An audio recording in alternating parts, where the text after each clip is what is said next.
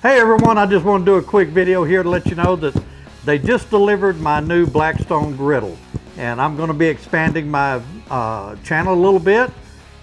You know, not just smoking on smokers and grilling, but now I'm going to add in some recipes for doing on a griddle outside.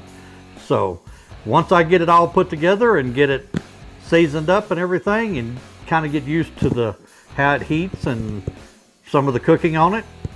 We've had a lot of snow here lately. I probably got a foot of snow on my back deck, so it's probably going to be a few days before I get it put together. So, but be looking for some new recipes on the griddle with, you know, in a few weeks. So thanks a lot, and my regular video will be out tomorrow. I'll have it coming out tomorrow, but just want to do a real quick video and let you know that I'll be expanding my YouTube channel to include the new Blackstone. So thank you, and I'll see you tomorrow.